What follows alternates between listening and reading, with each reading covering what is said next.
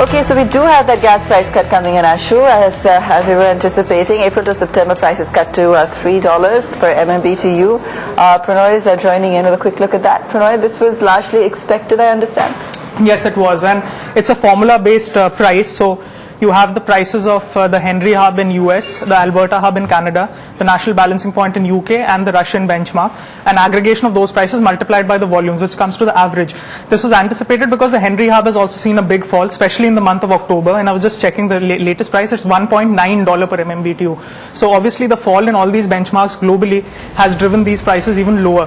What this will be beneficial for is the fertilizer as well as gas-based power plants that offtake from the domestic gas and the volumes that they take from there.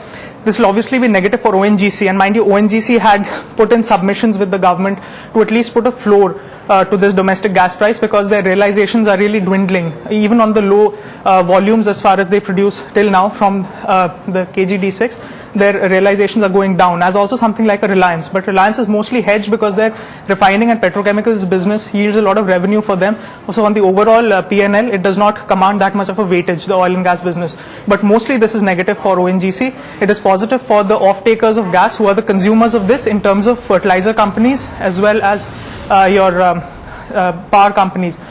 For city gas distributors also, this will be some bit of a benefit, so something like an IGL. And for gas authority, it will be a marginal positive because they produce petchem, and the raw material, of course, is the gas that they take from here. So lower costs for gas authority. Just to clarify, could you tell us what kind of gas? Is this CNG, is it LPG, is it LNG? And how does it compare to the landed cost of LNG in India at the moment? Right. So this is the gas which is from the medium or the shallow water exploration, because the deep water one, the pricing that came was notified in the budget, and that was close to around $6 to $7 per MMBTU, which was also less, by the way, because 2 years back there were exalted expectations of close to $13 to $14. That's quite a fall from grace.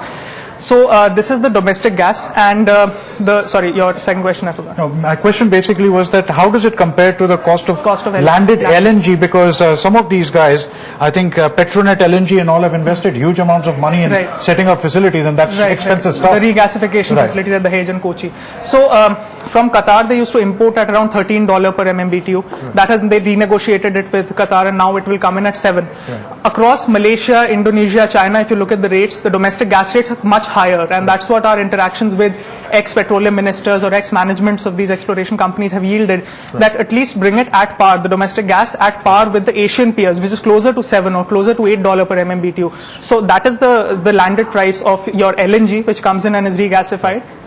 $7. So just one last question on this one. So here the government's basically, I mean, ONGC has a cost of drilling this. So fertilizers and all these guys, how do they gain? Because they have a cost plus formula, which means whatever you give me, I get a fixed profit. Is that correct? And you can correct me on that one. And two, as far as Reliance is concerned, and if I understand, till the time they can collect all the money for which they have done capital expenditure, they don't have to do anything. So they don't care if it's $3 or $20 or $2, because first they have to collect their money. Is that correct? So who really, from a stock perspective, benefits in this one? So there are two things. I'll answer your second part first, which is you are talking about, I'm presuming, the cost recovery model, which was there till now. So these guys had an incentive of prolonging the period of cost recovery and then sharing minimal profits with the government. So that is now changing in the current form of the production sharing contract, where they will have to bid for oil blocks, and that's for deep water and gas blocks, wherein they will have to declare the revenue that they're sharing upfront. And from the first day of recovery of oil or gas from those fields, they'll have to share those revenues with the government, as opposed to extracting your cost first and prolonging that period and sharing the profits. So that scheme is changing, and that's for deep water. And secondly, I'm sorry, I again forgot. Don't worry about it. So basically, I just wanted to know, do the fertilizer guys really benefit because they're on a cost plus formula?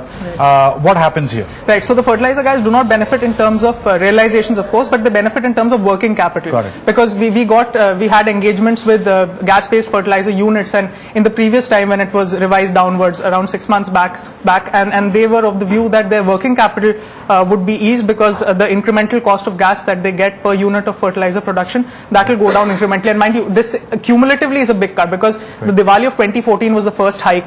That went went up to $5.2 per MMBTU from 4.2. Now it has gone from 5.2 to 4.8 to 4.2 and now almost 3.2. So this is the third consecutive cut in gas price, domestic gas price that we'll be seeing. So just one thing, Prannoy, can ONGC basically tell the government, you know what, I don't want to sell at $3. It doesn't work for me. I'm just going to compress this stuff and send it out abroad where people buy it for $7.